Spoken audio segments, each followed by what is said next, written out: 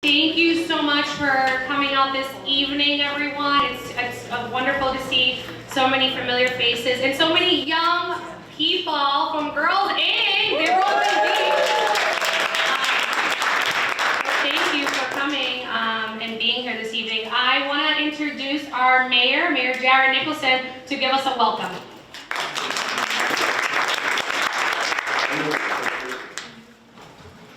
Thank you. Thank you, Faustina, for introducing me and also for all the work in organizing tonight's panel. We really appreciate it. Thank you to you and the whole committee from the city for organizing this amazing panel. Thank you.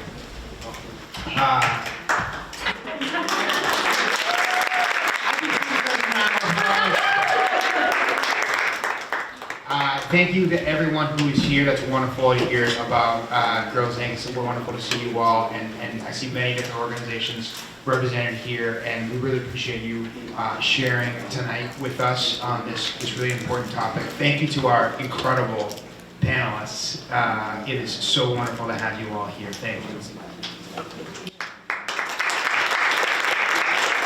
I think there's bios here in the literature, but want to just say that on behalf of the city, it is a huge priority for us to be making sure that we are inclusive in the way that we approach city government and really everything that we do. And so these moments, like Women's History Month, offer us an opportunity to reflect on how we're doing and to think about specific barriers that might be in place and happen over time, and in this case, the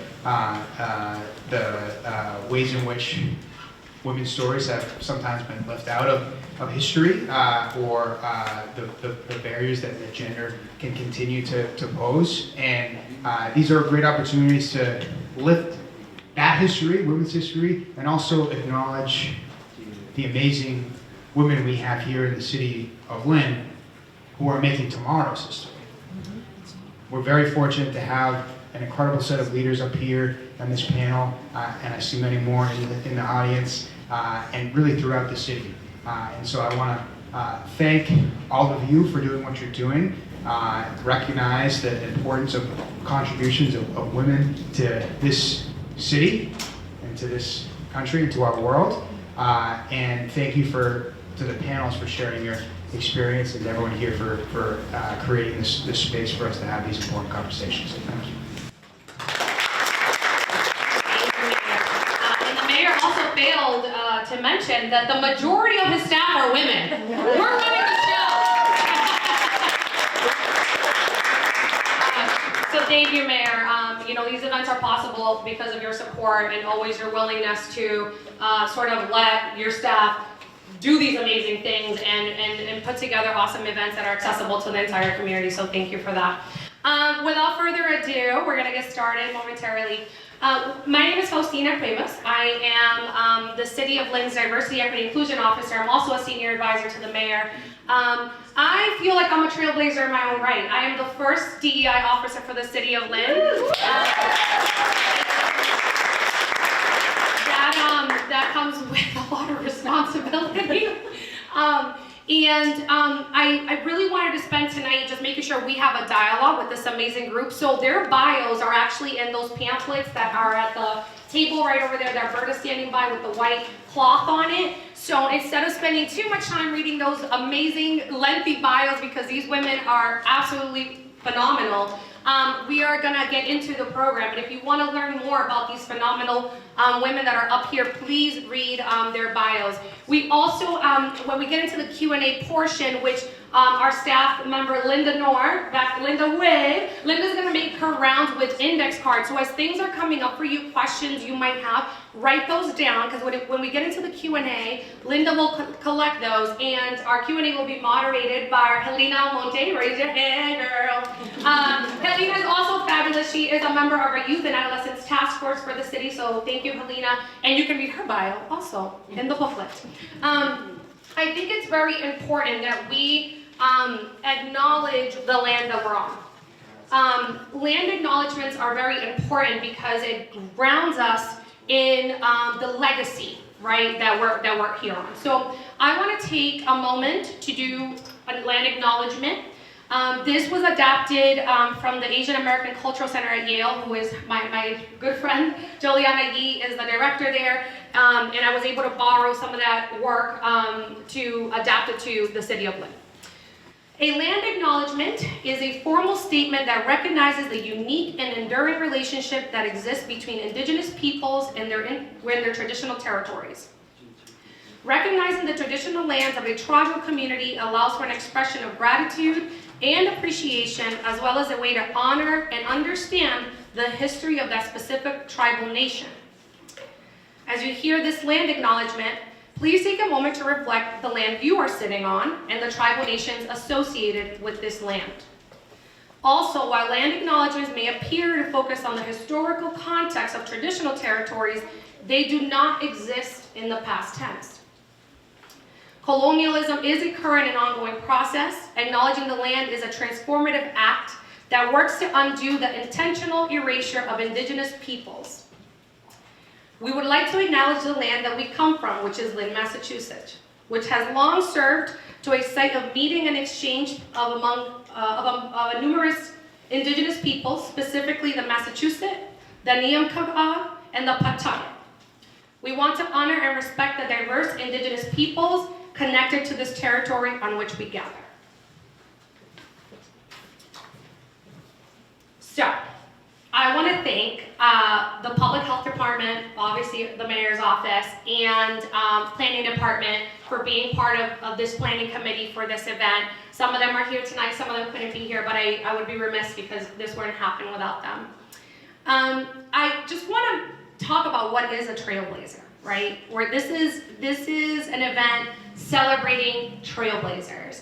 So I dug for a lot of definitions, because if you hit Google, right, a lot of things pop up. But I wanted to share one that really stood out to me. Trailblazers are truly the heart and soul of community. They are innovators. They deliver pathways to let others come after them. They're usually the ones to break down doors and break down barriers. They are pioneers. They lead the path for others to follow. They are a person who builds a better world for others. Those who are trailblazers always set the tone that is hardest to follow. But they're always willing to leave that door open for others. So, without further ado, these are our trailblazers, everybody.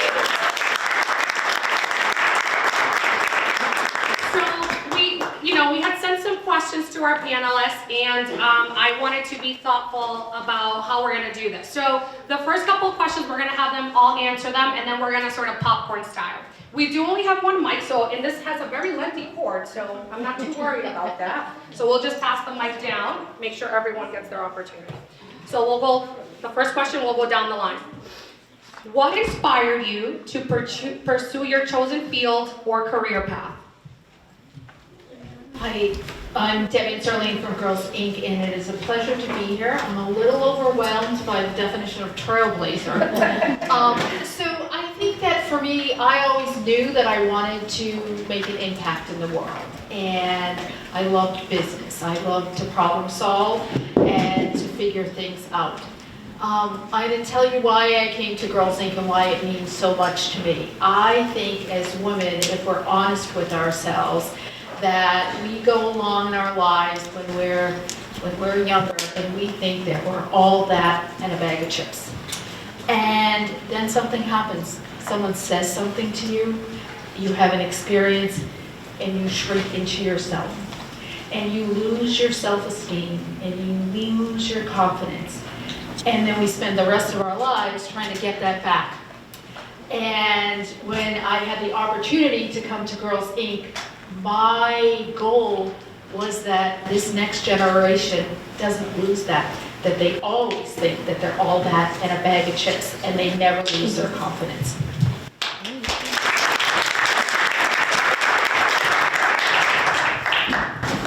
Hi, This is Sophor. I am work at Lynn Community Health Center so many years. I miss count of my years that working there. It's like my second home. So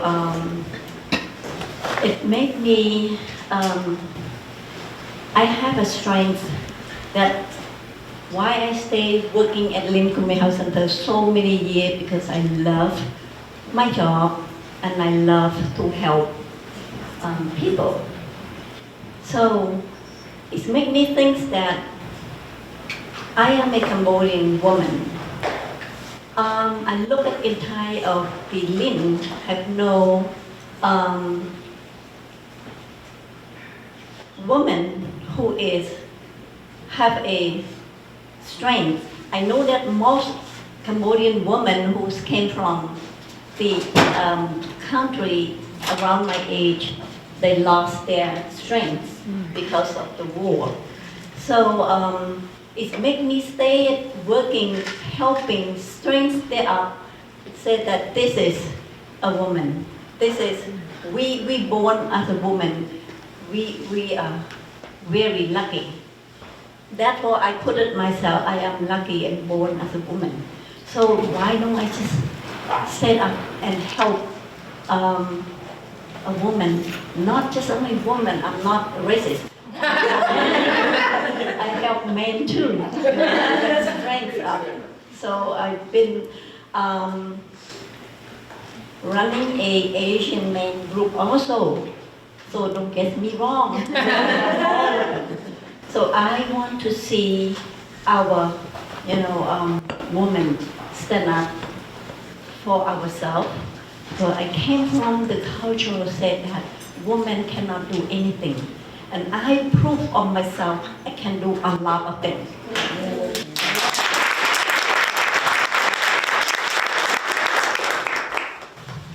Hi, my name is Jessica. I am the City of Lynn Parking Director.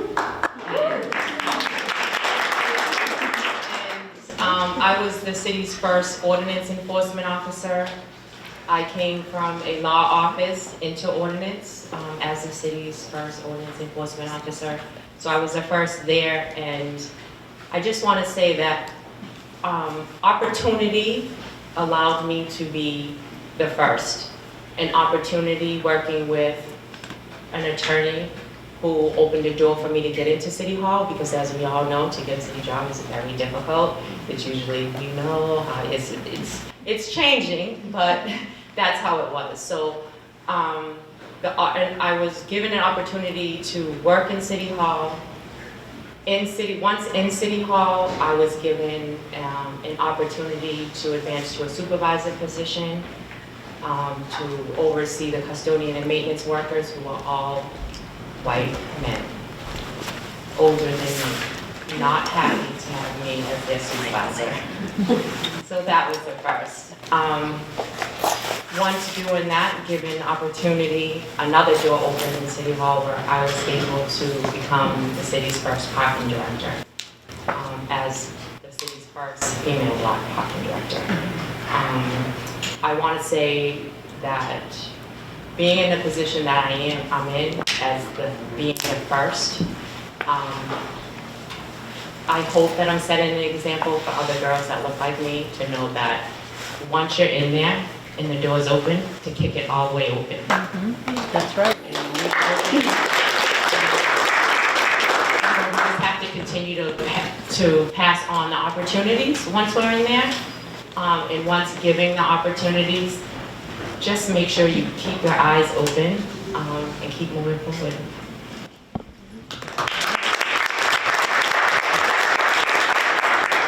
Natasha, you're next.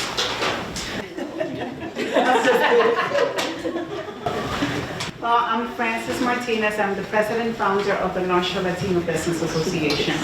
And it is when someone asked me what really motivated me to become the first lady to start up a business organization, to be somehow the responsible person to help with the economy and engagement, participation of those that were feeling left out, feels really good.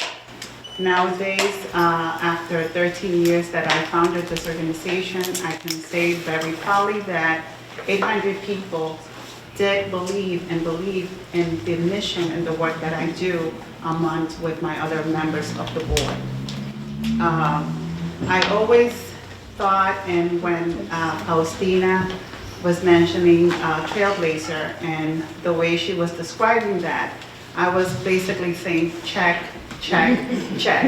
And I never really put attention to that word, but I really think that somehow, and it's bad for me to say it, but somehow it does really define the kind of work that I do and the way I am committed to support people in my community.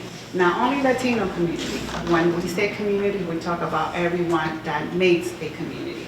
So nowadays, my organization that has the title of Latino Business Association is also defined as basically diversity association because everyone is part of this organization. What motivated me was that I knew that there was a lack of many things that people were feeling left out. And I felt that I had the leadership to say to people and hold them by the hands and say, come on, you can do this. You can actually start up your business. You can actually sustain your business. You can actually get educated, engage yourself, and participate in your community. So nowadays, I have to say that I'm super proud of what I do, and I love my community. And in that community, in that organization, we serve 42 cities of the North Shore. And it's gonna keep going. The first organization that, or the first person, let's say me and the among others that supported me, I am looking to celebrate 100 years like other business organizations and 200 years. And those children that are here, those youngsters that are here, are eventually the future of this community. And don't forget that there's no limit for you to move forward and to give that step that will define what is your mission in life. Thank you.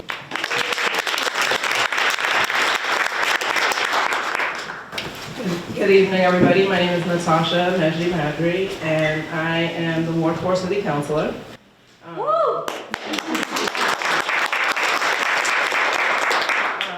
What inspired me to run for office was basically my community was suffering, and I was tired of seeing my community suffer, and I really wanted to advocate to make sure that the suffering was going to stop. So it's just so important. Like, I really felt like the elected officials in our city wasn't as diverse as it needed to be, and so I worked hard to make sure that I would be one of those people to change that. And even though, like, so now, as the first, my parents are immigrants, right? So they're Dominican and Haitian. So as the first Latin, Afro-Latina, sorry, I'm nervous. I'm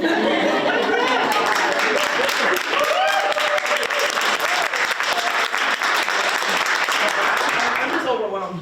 To be able to be up here with the amazing Trailblazers that are up here is just a little overwhelming for me. But for me, it's really just being represented and really making Ward 4 a place where everybody feels welcome, where everybody really feels like they have a voice at the table, because there's so many people that I talked to felt like, why should I vote? Nothing's ever going to change in this city. So we have to make sure that we push against that and make sure that we keep fighting for the city that we want. And we're making a lot of changes. And, you know, shout out to, like, the councilors that are on the council right now, like Ward 3 Councilor Allenson, and Ward 2 Councilor Obed Matul that are here, as well as Ahmed, Councilor at large. I appreciate all of you for supporting me, and it just really feels like a really good place to be, and there's a lot of support. Thank you.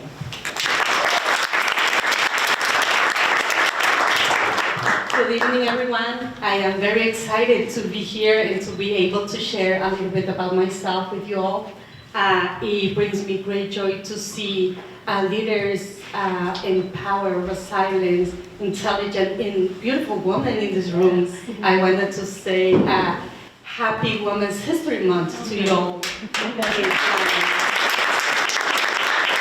Thank you to the gentlemen that are being present and supporting the progress of women. I am Maribel Ramirez. I am originally from Guatemala. I came to this beautiful city of Lynn when I was only 14 years old. I came by myself without my parents, and I overcame a lot of obstacles, and now I can proudly say that I am the co-owner of Full Color, a print shop here in the city of Lynn. I am also the co-founder and president of His Love Foundation, and I can proudly say that Lynn is my home. The reason why I pursue a career in health science is because since I was very young, I always wanted to work in the medical field. And working with His Love Foundation and doing business in Central America, I noticed that a lot of families don't have access to health care. And it is my dream to bring free health care to these families while doing missions. I also studied graphic design because of our business. It is our desire to provide a good quality service to our customers with that knowledge in the industry.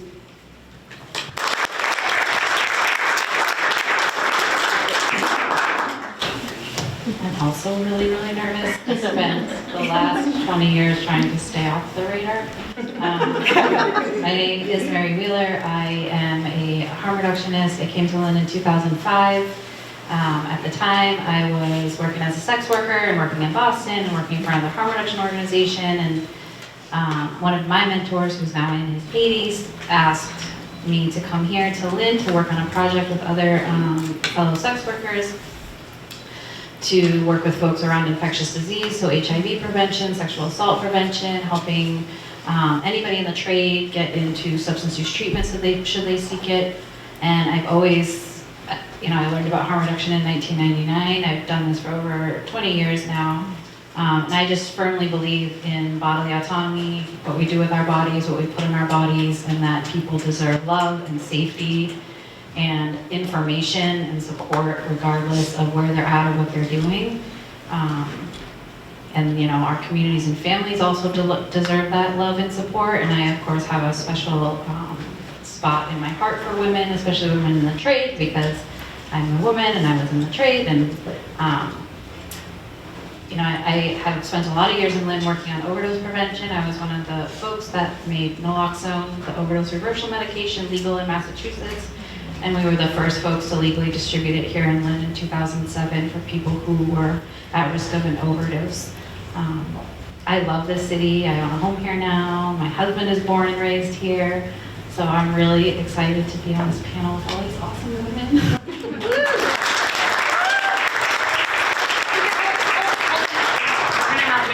So, first of all, thank you so very much. I feel like I can project. I think people know that about me, for better or worse.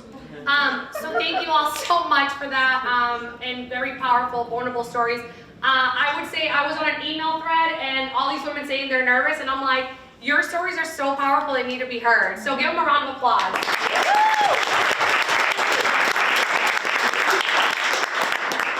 I want to remind you, Linda's going to pass out those index cards. If questions are coming up for you, write them down, hold on to them, and Helina is going to be doing our Q&A shortly. So the next question, we're going to go down the panel again, and we're going to start with Mary this time. Can you share a significant challenge you faced along your journey, and how did you overcome it? A significant challenge, I guess keeping in the spirit of this conversation, just being a woman in a field that's dominated by men's voices. Substance abuse or substance use treatment and substance use programming is often run by people that are not women. So a significant challenge, I think, and how I overcome it is just we have a saying in harm reduction, do no harm, take no shit, and that's always kind of been my way to make it through.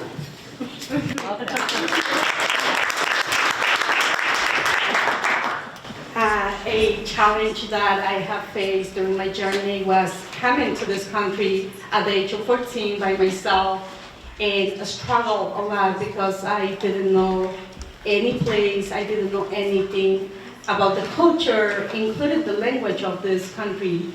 I struggle a lot in putting the responsibility of an adult and work to pay for my rent, my bills, my food, and all my expenses.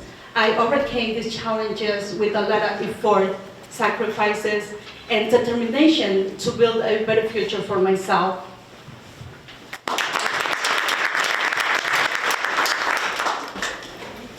I would say one of the biggest challenges for me running for office was raising money. It's extremely hard for women, especially women of color, to raise money when they want to run for office. Another challenge for me was being able to not pay attention to the negativity that happens online. So there's so much negativity in the world, but when you're attacked on social media, it's particularly hard. So for me, I just had to like cancel out that noise and knew that like I had a bigger purpose, so I had to like not pay attention to that, and that was really challenging.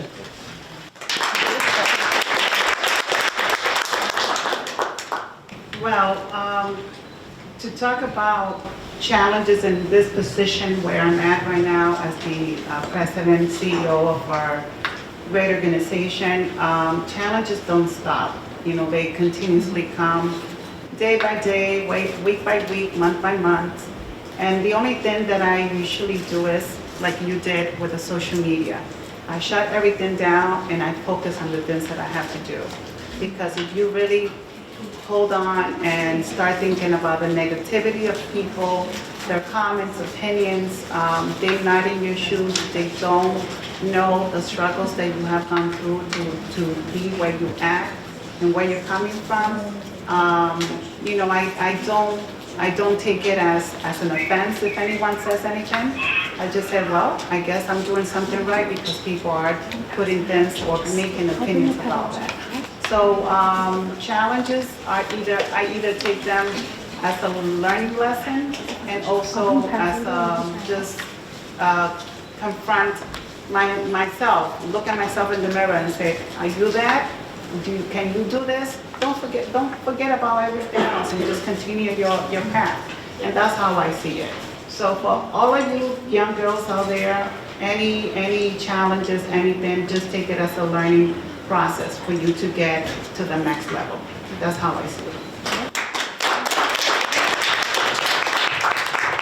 I think like Mary said, in my position, and it being mostly males that I oversee, it's always a pushback,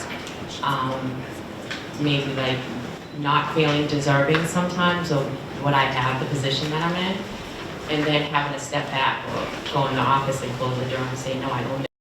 Right? Like you have to feel that way. You have to constantly remind yourself that I think that's the biggest challenge, is just constantly reminding you that I'm deserving of this. It wasn't given to me, I worked for it. The opportunity might have been available, but I worked for it. So just constant reminding that that's a challenge, so that you are deserving.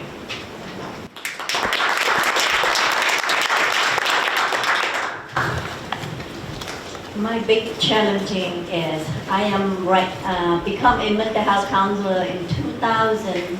It's very big challenge for me.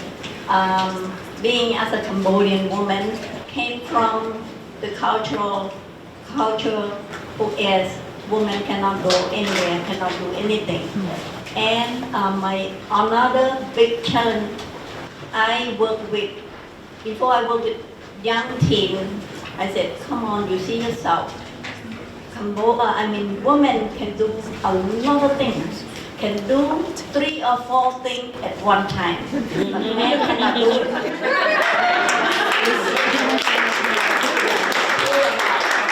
And I see myself, and I strengthen them up that being a woman, our life is beautiful. As long as you can make your life, you can bring your life up. So look at me, and I prove to all my Cambodian women, and also I prove to all the next generation. And thank you all, the next generation keep calling me all mean support. Yeah, I'm very proud of you and thank you. So that is make me more strength to challenge of some of things that again of my culture too, because American and Cambodian culture is way different. So I work for that, and I still continue to do it, and I promise I will continue to try to strengthen all my next generation.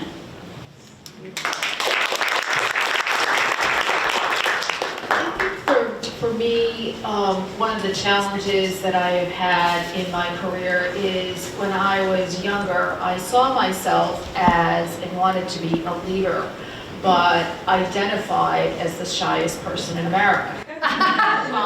Which if you told my sixth grade self I would be here today, it would be like, no way. I mean, shy enough so that when after church, we would go to Dunkin' Donuts or the equivalent of Dunkin' Donuts, and I would get a stomach ache if my mother sent me in to buy the donuts. That's how shy I was. So I spent a good part, and I knew I didn't want to be that person. That's not who I wanted to be.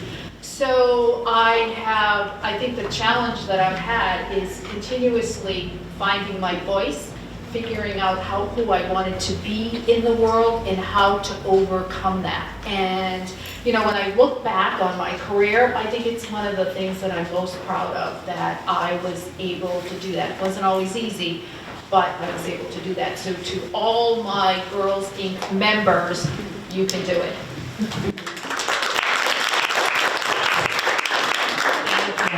So we're gonna jump around a bit. So I'm gonna jump around and then you answer the question if it calls to you. Okay, so we don't have to go down the line. You can just answer the question if it calls to you. And if it happens that all of you want to answer it, that's fabulous too.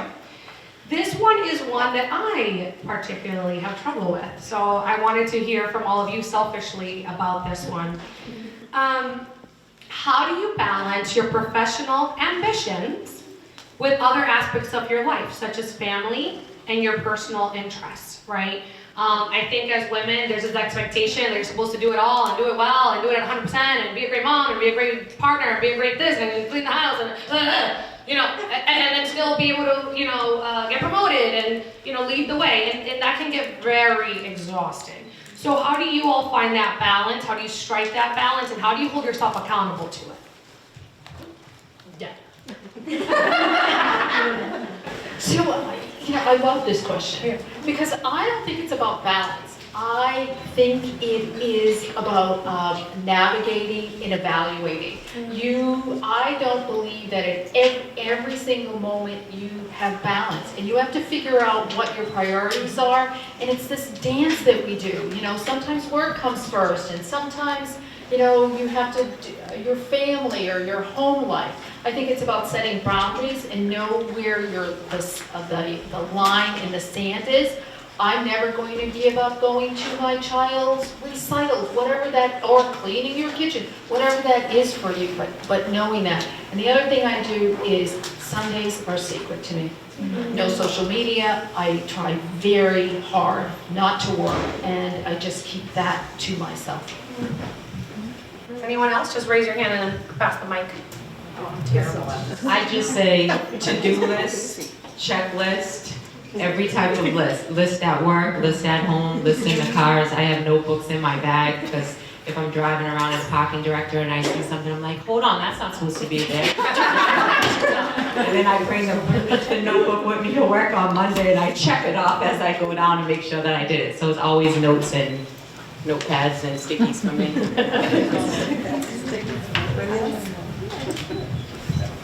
So I wear a lot of hats, and I haven't figured out a way to balance them all. It's really, really hard. So like I want to do everything. Like I'm one of those moms that wanted my kids to all be happy, so I would go to like McDonald's and Taco Bell and Burger King, all because they all wanted different things. So I'm kind of like a people pleaser. So it's really, really hard to just not be that person, right? Because I really wanted like everybody to be happy, like my beautiful daughter sitting here. And my husband over there, yes. But no matter what I do, it's never enough because when I get home, it's like, well, where's dinner? Where's dinner? I don't have time for dinner. And there's just like laundry that that never, ever, ever ends. You know? It's like a maid. Like I always aspire to hire, but like no, I haven't figured it out yet. And once just listening to you saying that you stop doing things on Sunday, every day it's like go 24/7. So yeah, I haven't figured it out. So I just want you to know that if you haven't figured it out, it's okay. If you haven't figured it out, Okay, she wants to hear it from me.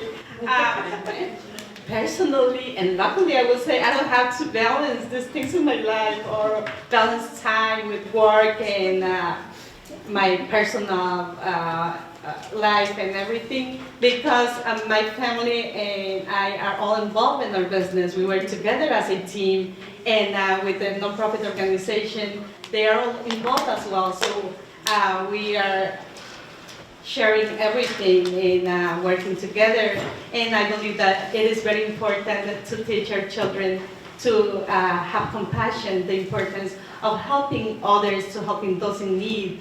And I believe that communication is a key when you need a personal time. Talk to your partner, talk to your family, and they will understand that you will have that personal space. But on that, I'm terrible. Okay, next.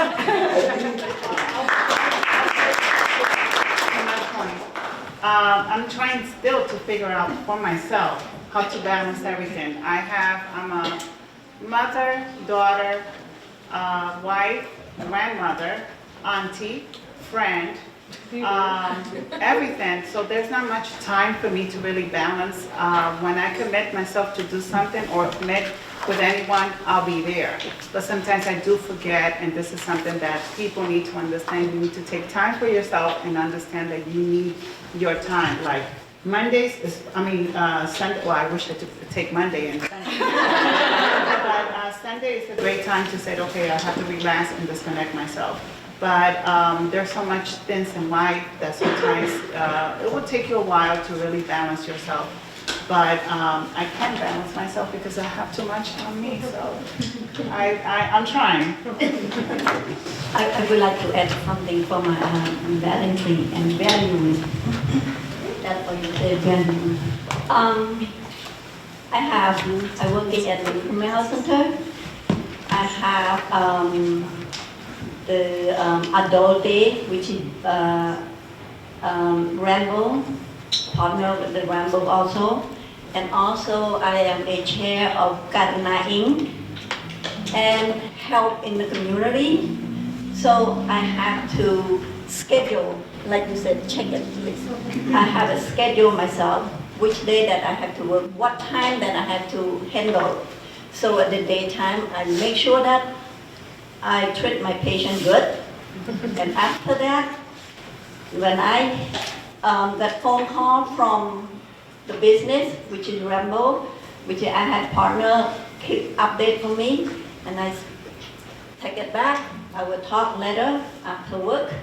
Then the Karna Inc., which is supporting the Cambodian community in Lynn, that we've been doing Cambodian New Year every year for over close to 20 years already in the North Common. So we have a meeting after work around 7:30 up until 9:30, or sometimes it's 10. So I have to have a checklist. I have to have a schedule myself. And self-care, which is I do have it, I have to take time of myself with my family, which is I'm married, but I don't have children. But I have my granny who is Daria. She is sitting here. Yeah. And she always with me all the time. After when I get home, said, "Can I go with you? Can I learn from you?" Yay. So yay means grandma. So I said, of course. So I want to teach her to be a strong woman to her future. That is my.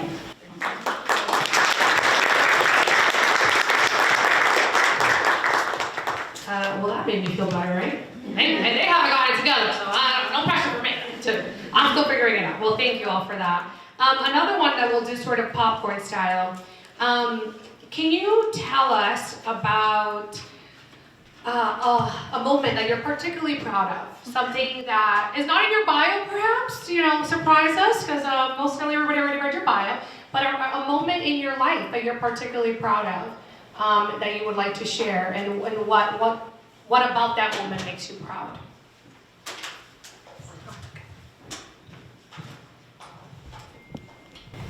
This is going to be really fast and really quick. I just feel like I need to point out that my aunt is here, and she really helped raise me. When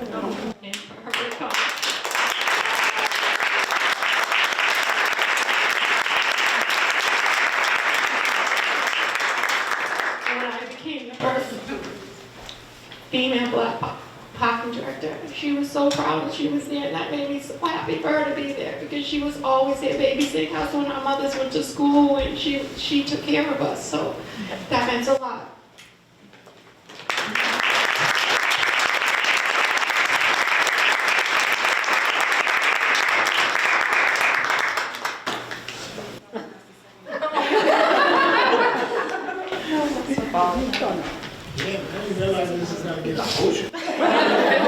So for me, one of the most recent things that really just when I was going through the numbers to figure out if I won the election, and once I realized I won the election, and the moment I walked out of the polling place, and my family was there, and my neighbor family was there was 40 people there. It was just, everybody screamed, they put on music, it was just such a highlight in my life. We just worked so hard, and it was just at that moment that it just all came together, and it just was a beautiful moment for me.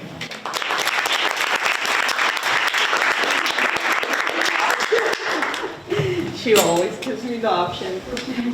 More than feeling proud, I feel happy that I was able to graduate from college and obtain my 2 degrees. And I am the first member of my family to obtain degrees from college, and I am very proud of that.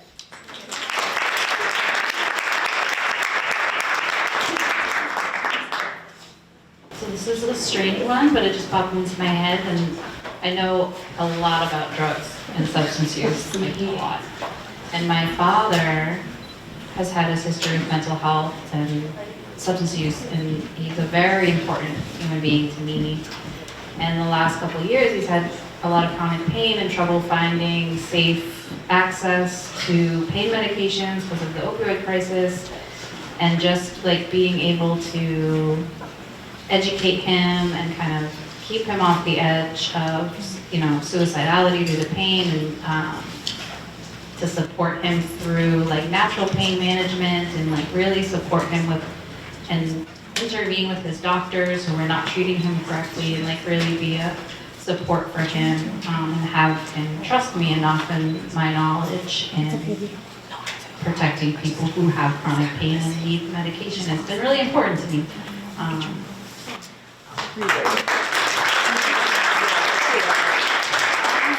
I'm always passing the microphone, just to have someone else say something. One of the moments that I have to say, especially in my role now as the, with the North-Shore Latino Business Association, is to say that the time that we were able to buy our real estate, the North-Shore Latino Association owns our location.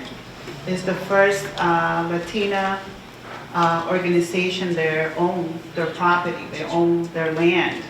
And that was something that it was into the 5 years when I founded the organization. And that made me very proud, because by doing that, it was a security for everyone that was part of this organization.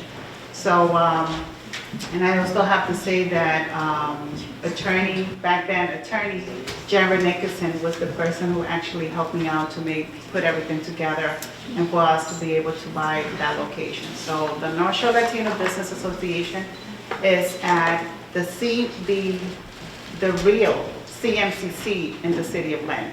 Who remembers the CMCC in the city of Lynn? Back on Sutton Street.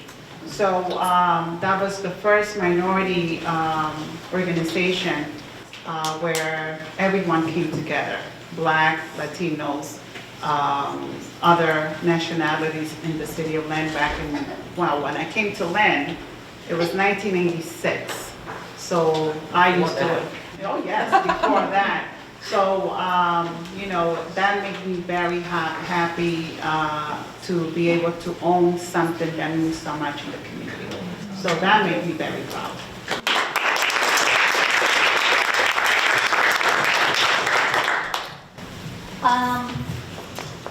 I would like to say, just short and long. I don't want to cry. I will We can help you cry. We are in this together. When you cry, after cry is release, yes. I am a survivor from the killing field. I'm very proud of myself that I can survive from 75 up until today. And I proud of myself, sit on here and can talk about myself and share, and I proud of myself that I can help my next generation. That I'm not gonna be found. Even though I'm survivor from killing field, escaped from the war, escaped from one country to another with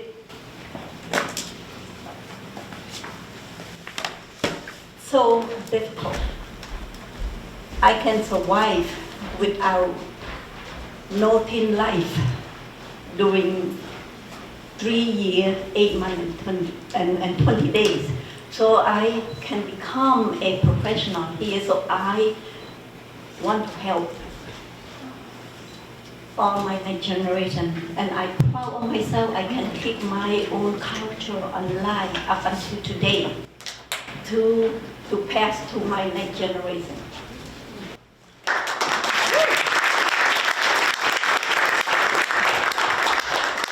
Amazing, thank you, everyone.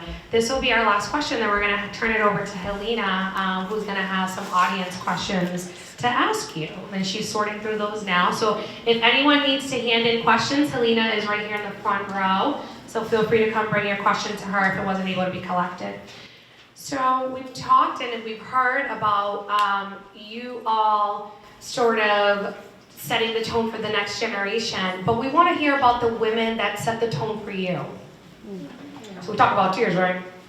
No, Susie, no, I'm just kidding. I know I can't talk about the woman that set, you know, that set the stage for me, that set the set the tone for me, which is my mom, who's a single mom. She arrived in Lynn also in the 80s. Actually, Frances and her family helped deliver me, essentially, and get my mom to the hospital in time. So Frances has known me since I was in the womb. But I know that my mom is that for me. You know, as a single parent with 2 daughters coming here, knowing very little English, it was very, very challenging. And one of the reasons that inspired me to move back to Lynn in 2018 was thinking about my mom's experiences going into City Hall and being seen a certain way because she didn't know the language, because she didn't know how to advocate for herself, and as a child, having to be her interpreter. That's really difficult. As a child, to have to interpret for your parents and then be processing the treatment that's happening. And you don't have words like discrimination, you don't have words like microaggressions, you don't have words like stereotypes, you don't understand what's going on, but you know your parent is being treated differently, right? And that stays with you. I think folks talked about that, right? You don't forget certain things. So shout out to the women that came before us. So we want to hear from you. Who are the women that inspired you? If there's one, if there's multiple, who are those women that inspired you and allowed you to be right here in these seats today? And I do want to hear from everyone on this one, if you would like. Thanks. So 2 people, you know, my mom, who she just believed in, I was one of 3 children, and she believed in us all, and she always constantly told us that we could do whatever we wanted to do. She never graduated from high school, you know, she worked, but she encouraged us, and whatever we did, she stood right there beside us. You know, when I was thinking about the question, you know, certainly my mom came to mind, but the other person is Mary Richards. And I don't know if you know Mary Richards. Well, she was from the Mary Tyler Moore Show. And this was must-watch TV when I was growing up in the 70s. And she was someone who I wanted to be. And many people of my generation wanted to be. You know, she was independent. She had a job. She had boyfriends. She necessarily didn't want to get married. And she just really portrayed this very independent woman. And I remember watching and thinking, I just want to be her when I grow up. I want to be that independent woman.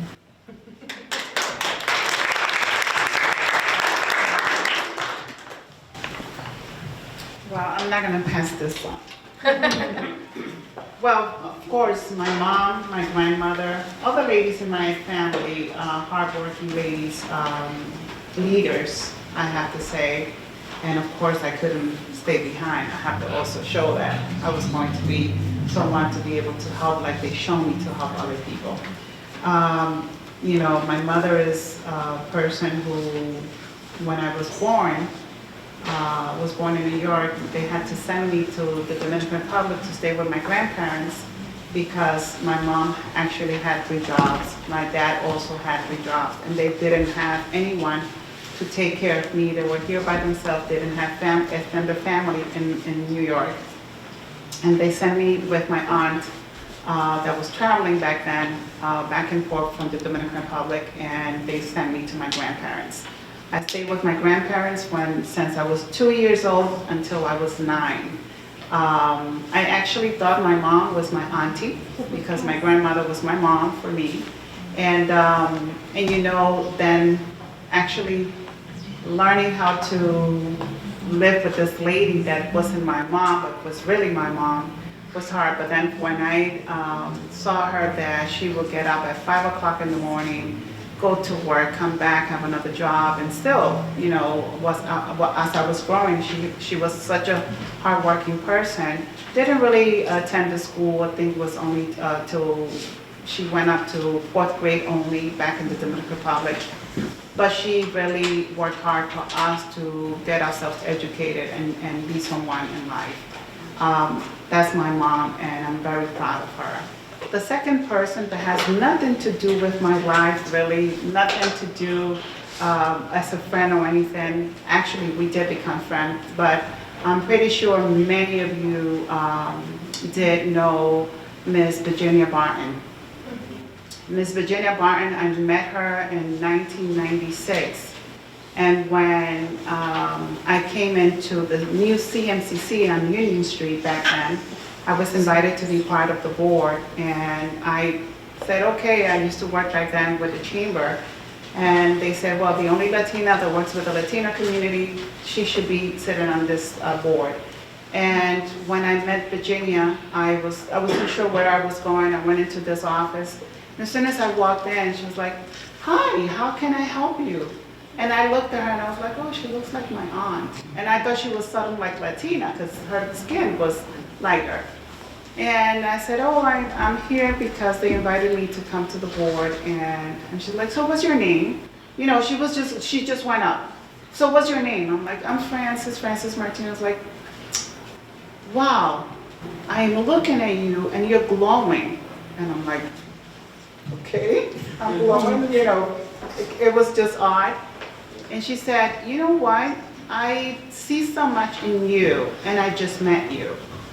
And I was like, oh, thank you. But I was like, what's wrong with this lady? She said, I don't know who she is. And then she said, let me show you where to go. And she introduced me like she knew me forever. She's like, oh, this is Francis Martinez. She's working with the chamber. She's working with the Latino Business Association and la la la la la. And I was like, well, she learned all this. But she really, that first time, I was like, she looked like she's a really nice person. The second time that I met her, she started like, I need to talk to you. Because since I met you, I have you in my mind. And I said, oh, really? What is it? And she said, you know what? I think you're going to be a great leader in this community. And I was like, okay. okay, why is this lady saying this to me? I was really young, and I was like, okay, I had this job. It was something I really liked to, what I did, I really loved, but I never had someone to come up to me and say things like that. And then she's like, so what are you involved? What is it that you do? And I was telling her, I gave her my description of all the things that I was doing. And she put in me, and she said, I am going to be responsible to make sure that you do good things in this community. And I was like, well, that's a huge responsibility, but I'll try. Ladies and gentlemen, because I see gentlemen in here too, I have to say that every time I met Virginia Barton, she really sort of blessed me more and more.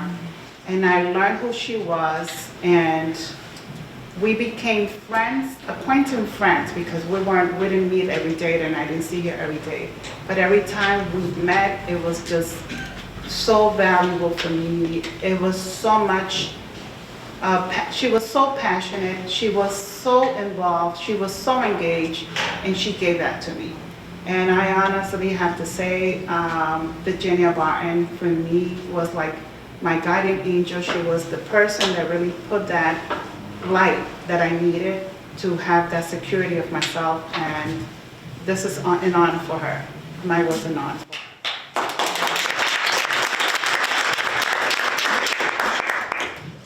For me, I would say my grandmother, my mother, and my sister are my top three that I definitely like. They inspire me. They're always there for me. I wish my grandmother was still here, but she's not. But I feel like she's up there looking down on me. So those three women, for sure, I definitely owe everything to.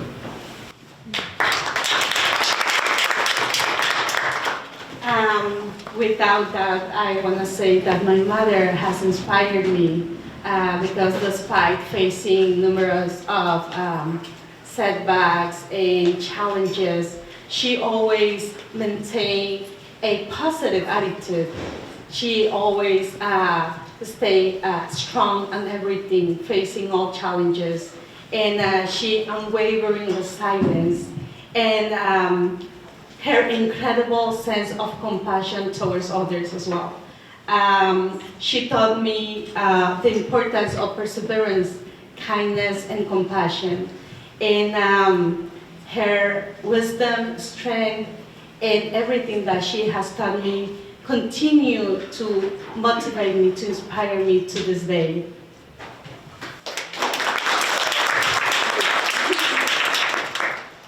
I have a few women. I always go back to think about the woman who allowed me the opportunity to do this work. Her name was Margaret Campbell. She was a woman living with HIV. She was a Black activist. She was on the White House panel for HIV advisory in the late 90s, early 2000s. And I remember going into the office where she worked, and I was working in Chinatown at the time, and I was like, hey, I work with other women, can I get some condoms? I want to do some volunteer work with the other gals downtown. And she took me in and taught me how to do outreach, and eventually allowed me the opportunity to work as an outreach worker in her office. And she was amazing. She was just this woman where I just sit there and be like, holy shit, I work for Margaret Campbell. So she was just really inspiring and awesome. And then my other one would be a woman who goes by Teresa Dulce, who was a long-time HIV and drug user activist. By the way, she was from New Mexico, but she moved to Portland. We've been friends for a very long time now, over 20 years. She has also taught me a lot about loving people unconditionally, equity, equality, especially when it comes to working with folks who use drugs and women in the sex industry. And she continues to be my mentor in a lot of different ways, and I owe my ability completely to these two women for being allowed to be where I am today, and I love them for it.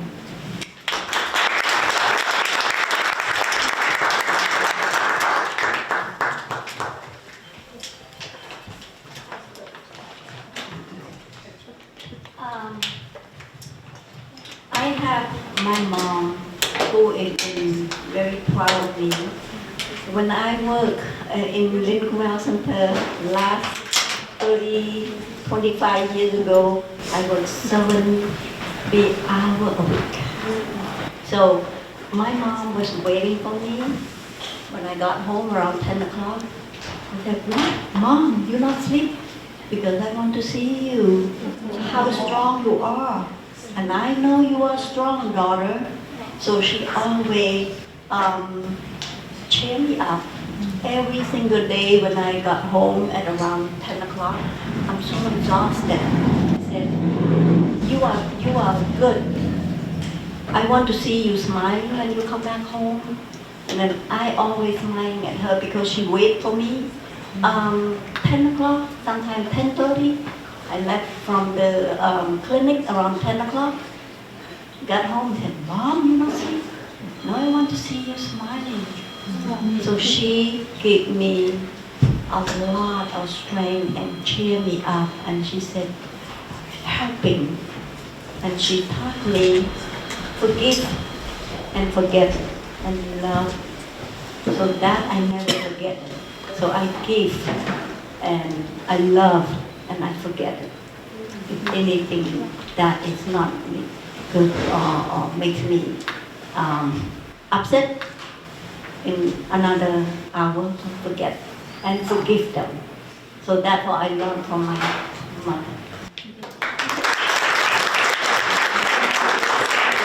Thank you all so much. We're going to transition to our youth moderator who is going to have some questions for the panelists.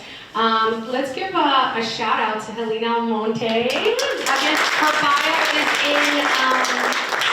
is in the pamphlet, but I'll let her take over. Hi everyone, thanks for having me tonight, and thank you ladies for being on this panel. Y'all have me over here crying over here with me too. I'm trying to get it together, but yeah, I'm really excited to be here today. So I gathered some questions from the panel, and I'm a little bit intense, so the question I'm gonna start off with is one that we're just gonna jump right into it. So this question is, women can be each other's biggest cheerleaders, but also each other's fiercest critics. What can we do to create healthier relationships for women? Does anybody want to answer that one?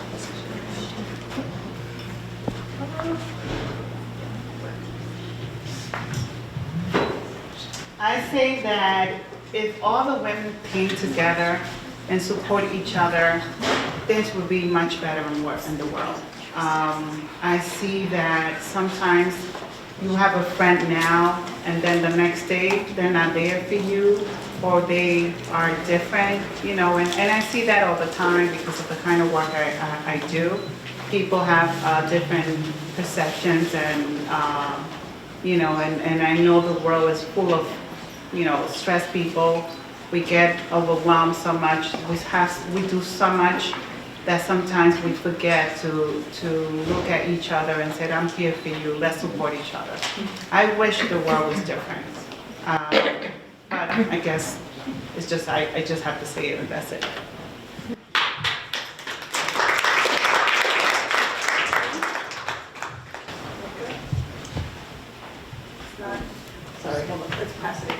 So I would say to that, find your tribe, right? Your girls, your ride or die, right? Those people that you can call in the middle of the night, those people who will like tell you if you look fat in a dress, and be honest. Those are the people you need to surround yourself with, like really just like, and be that person for them too, like, right? So you have to be their ride or die too, so they can call you in the middle of the night as well. So that's what you need to do, is lean on those people, find them, they're there. So once you find them, just honor them all the time. You don't have to wait until their birthdays or text them or just call them, like, or spend time with them, because we don't know what tomorrow's gonna hold. So I would say just find your tribe and stay positive and spend as much time as you can with those people and just, you know, be grateful. I just want to say that it doesn't matter how high or how challenging the mountain you are climbing looks like. Remember that you are capable to get to the top. Though, despite the challenges and obstacles and mistakes that you may make, you have to stay confident in yourself. And remember that challenges and mistakes help us to to grow and to become a better version of ourselves. And once you are on the top of your mountain, remember to pay it back, to help support and uplift other women that are, facing their own challenges and following their own paths.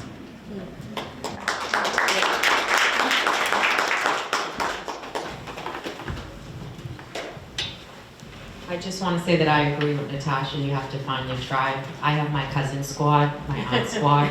They just show up. Like, they've seen this on Facebook and Instagram, and they just show up. And I have another cousin back there. He's part of my male cousin squad. So just find your squad and fit in there.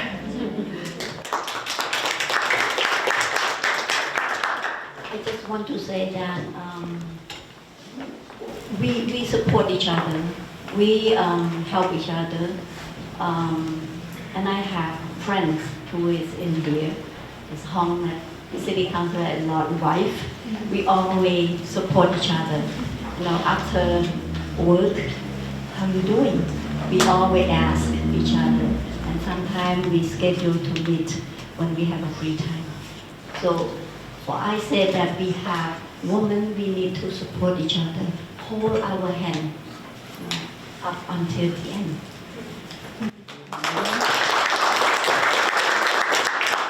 I think this is a great question, and I think it's really important. I think I agree with everyone. I think finding your tribe is just key to making you a sane person in the world. And even this conversation tonight, relating to each other as human beings on the face of the earth, and that's where we start.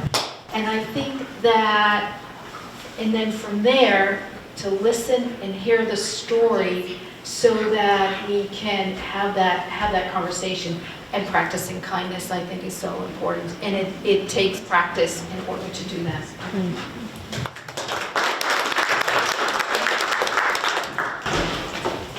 Thank you for that wisdom.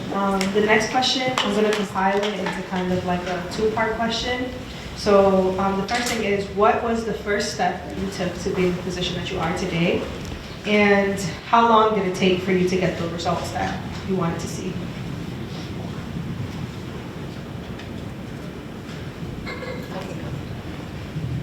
So I think for me, I started my career as a travel agent, and then I went to work at the Greater Boston Food Bank, and I was the warehouse manager there.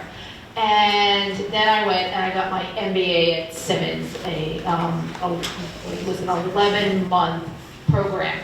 And that really started me on the road to where I am as a leader. I understood more that I wanted to be a leader and how to be a leader. And what was the second part?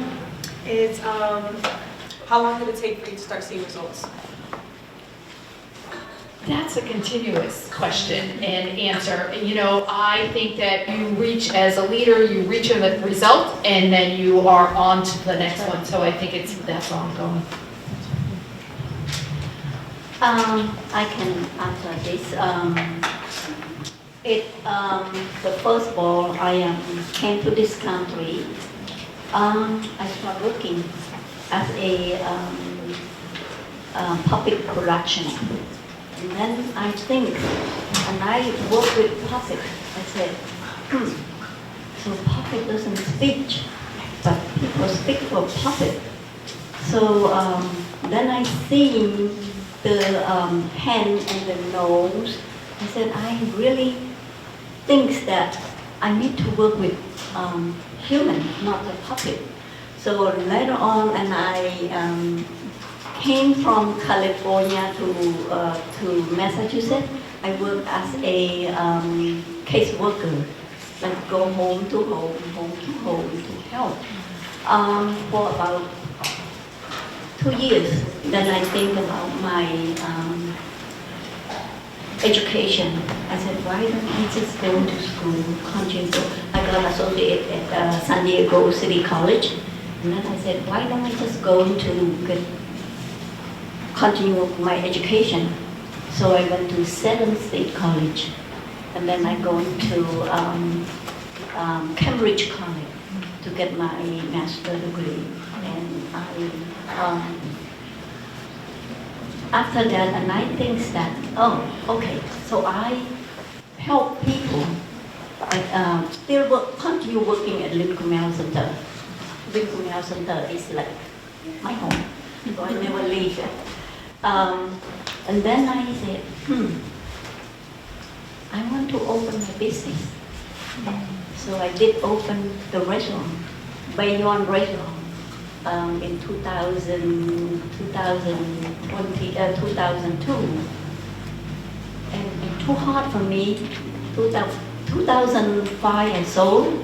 I continue working with Lynn Communal Center again. And then I think about how can I help beyond of like helping individual. So then I sit down with one of my cabinet. I said, can we have something to help our elderly or our community, Cambodian community in Lynn? Then we start to sit down and do it. Took me become right now it's about since the first thought came to Massachusetts to become to right now it's about 20 years because of the English is not my first language. Broken English just go on and on and on and on. So therefore, right now I am a business woman and working woman. So.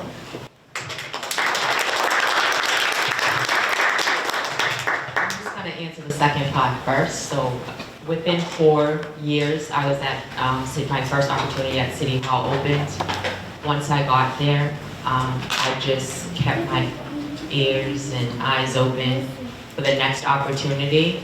I made sure that when something opened up, that I had the credentials to move forward to obtain that position.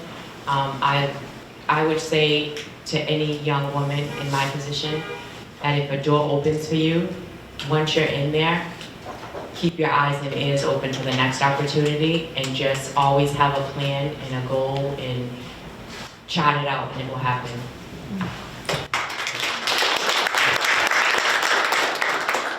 So what motivated me to take that step and found the North Shore Latino Business Association, the motivation came from the love that I really have for my community. The language barrier, many challenges that people had, and that I had a way to communicate, to be able to connect with people and to be able to help people get what they needed. That really motivated me. I was fortunate to be able to get myself educated. I went to Boston University, but I also did a special study with nonprofit business relation, and that really helped me to understand and get myself prepared to found this organization. It's not that easy for women or Latina women to go ahead and say, oh, I'm going to start this organization without the support of people from the community.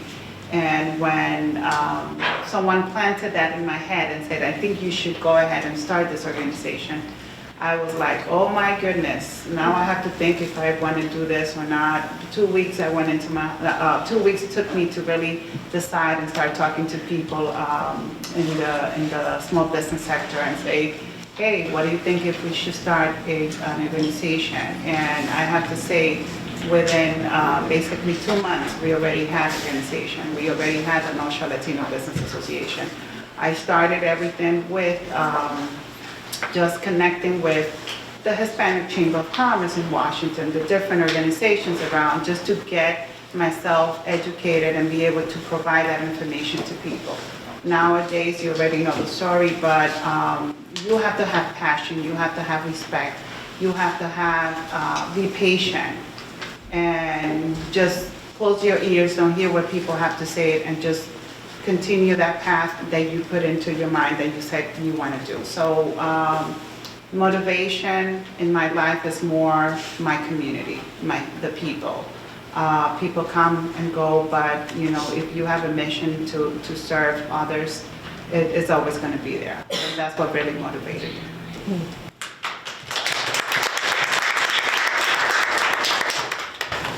So for me, running for office, I ran for office 5 times before I got elected. It took me 5 times to run, 5 times. I never gave up.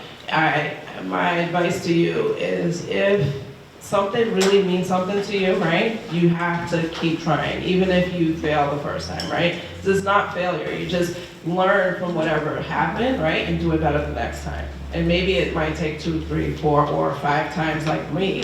Then I'm here to show you that it can be done. You just can't give up. Like, it's really important. Just like be persistent. And I see a lot of these young people in this room, like our future leaders of our city. And it's like so inspiring. So like, just remember, there's always gonna be haters out there. There's always gonna be people that are gonna tell you, oh, you can't run for office. No, not you. Or there's certain steps you gotta take first. Or you gotta be this before you can be that. I'm here to tell you, you can do whatever you wanna do. Just put your mind to it and you can do it. And just find somebody that can help you get there, but you can do it. Every single person in this room. If you wanna help change your city, wherever that is, and even if you move somewhere else, like wherever you are, if you wanna make a difference, run for office and really make a difference. Like, I really believe that.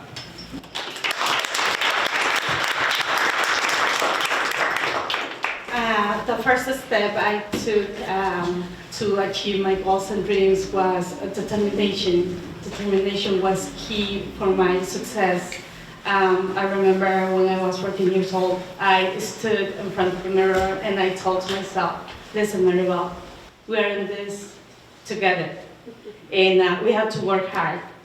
And with the help of God, we will be able to conquer our goals and dreams.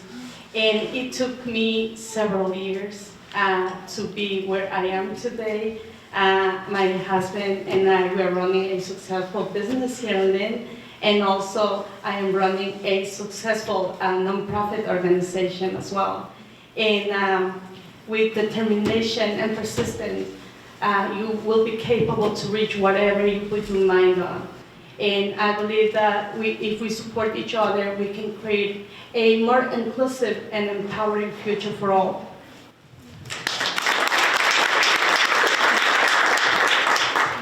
I would say be the boss. Nice. So I've worked under other organizations. I just recently, and it's terrifying, started my own nonprofit. We will launch officially. We'll be our own boss. For me, one of the most amazing things about being a leader is when you have somebody who works for you and you help them and you support them, and then you go and you help them move on to something that's bigger and better, and they make more money than you and they have better benefits than you, and they're a boss and they're a whole other way, and you just get to see folks blossom and have the confidence to become these amazing humans in their own right when they maybe didn't have that confidence when they walked through the door.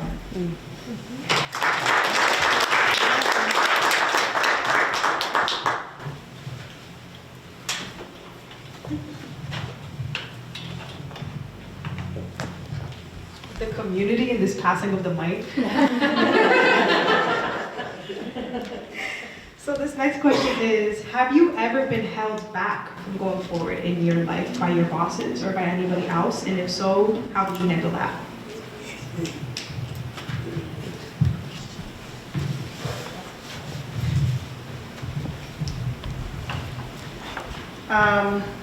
We stay to the same theme in regards to starting the North Shore Latino Business Association.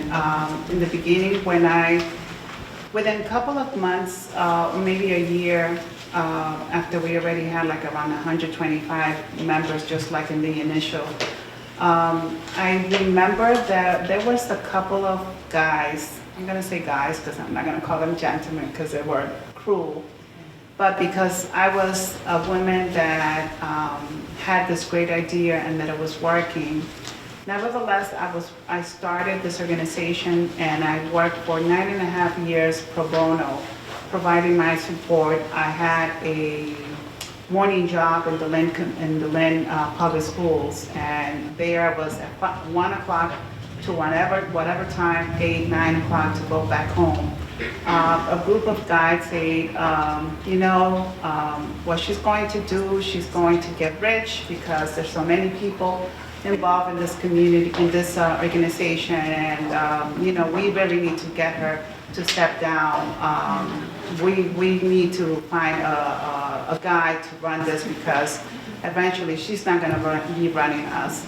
And that really, for a day, 24 hours, it only took me 24 hours to realize that no one had the power to really damage anything, that it was actually working, that it was helping people. And I never forget, it was a general business meeting. 4 guys just stood up and said, we don't agree to the way things are working here, and we think that we could go ahead and run this organization. They did not know the bylaws, they did not know how to run a nonprofit organization, they did not have the facts or anything. It was just a match of them that they didn't want women to be running this organization.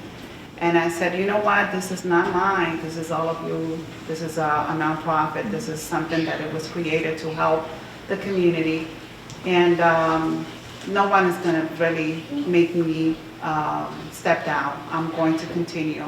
And whenever it's necessary for me to step down, I will. But meantime, I'm gonna work to make this work.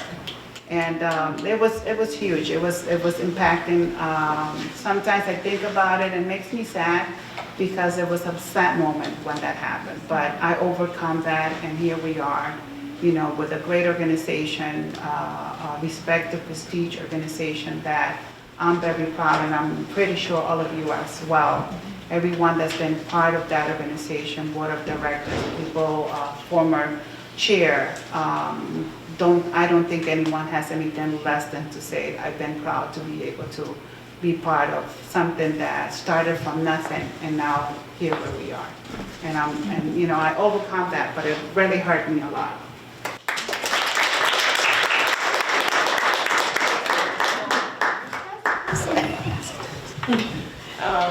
So one thing, I'm just gonna put on my lawyer hat on for a minute, right? So one thing I would advise everybody to do when you're having any type of situation or just in life, right?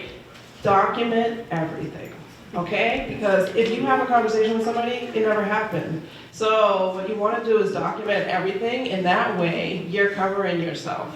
Now, you might not be right all the time, but at least you'll have the written proof of it, right? So no matter what you go through in life, just document everything, because that way nobody can say, oh, that never happened, oh, that wasn't my idea, because people will steal your ideas all the time, right? So don't tell everybody, only trust your tribe, right?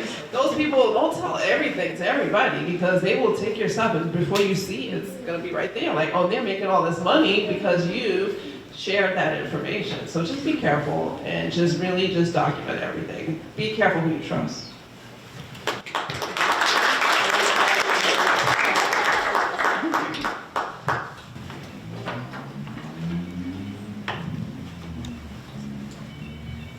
All right, ladies, so the last thing that I'm gonna ask of you all is to just, and this question came up 3 times, so it's very highly requested. What's the final message or piece of advice that you would like to leave all these young people with today, or anyone that may be struggling to find their purpose in life right now?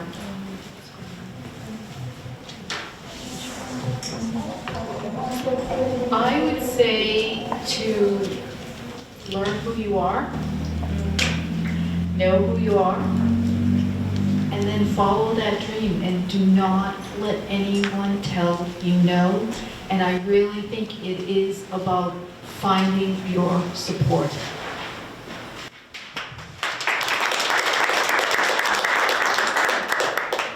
I would like to say that do not give up. You fall down, get up and walk it again, and find somebody to support. We have all support around in Lynn, so don't give up.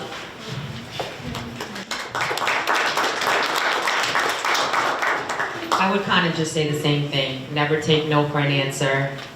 Never let anyone know your dreams. And always know that you can do anything you put your mind to. I will say say to look for the definition to be integrity is very important. If you have that in you, you'll be able to overcome anything. Don't limit yourself. Don't let anyone, like everyone else, I'm going to echo that. Don't let anyone say no to you. You have the power to do things. If you can't do it, just go to the next one, but don't forget that you are the only one to really stop yourself. But the word integrity is very important in anything that you do. By then, you define yourself and define anything that is around you.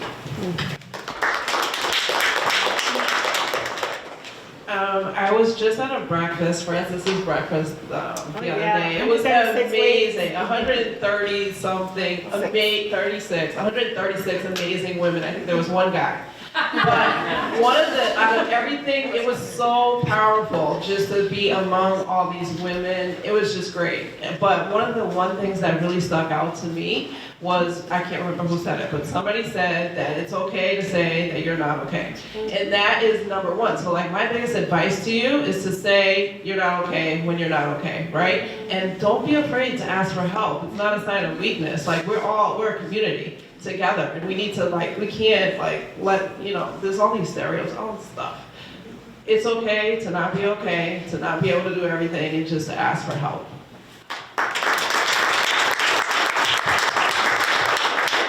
Well, I want to say, believe in yourself, believe in your abilities, and believe that you have what it takes to succeed. And before I give back the microphone, I wanted to say the importance of celebrating Women's History Month. After hearing all these amazing women and their experiences and everything, makes me think the importance of honoring those brave women that paved the way for us. And now it is our turn to continue shaping the path for future generations.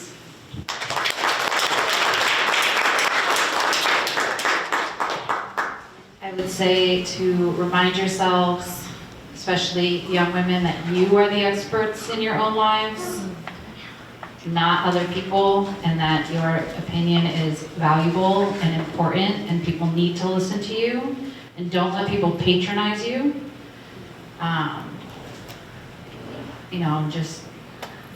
I also really appreciate being up here with the women on this panel. It was really cool. I was very nervous. I feel better now, but thank you, Faustina.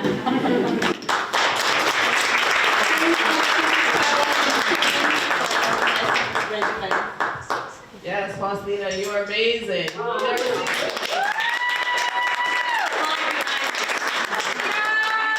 actually going to call her other name that we know in the family and friends. Natalie, you're amazing. And I knew that since you were born.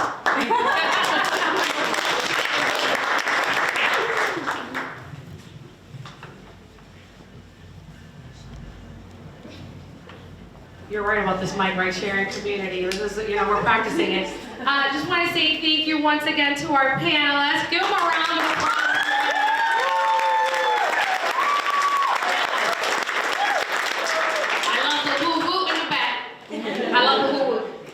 Honestly, I continue to be inspired by your vulnerability, by your bravery, by your courage. I have learned a lot tonight, even more. And I know some of you personally, so I even learned even more. And just thank you for taking your time out of your evening. Helina, let's give her a round of applause. Helina is a trailblazer, y'all. This woman is everywhere. This young person is gonna be somebody, so you better get to know her now. Because then once she becomes somebody, I don't know, she might be too fly for us. So just thank you, Helina, as well. I don't know if these folks are going to be sticking around for a few minutes, but feel free to come say hello. I want to say that a lot of these women up here are willing to have coffee, are willing to chat with you. I've had the opportunity to sit one-on-one with Francis, to sit one-on-one with Deb. I mean, I talk to Jessica all the time. I talk to Jessica, I'm in her office talking all the time. But it really, all of them are willing to sit down and have a one-on-one, right? And we have to be willing to take that step to say, show me the way, be there for me, right? We talked about one of the questions was how do we be there for each other? You have 7 women right now that are saying they're willing to be there for you. right? So take that opportunity. There's plenty of food, so take that as well. Okay? Thank you all for coming. Have a good evening. Take the food.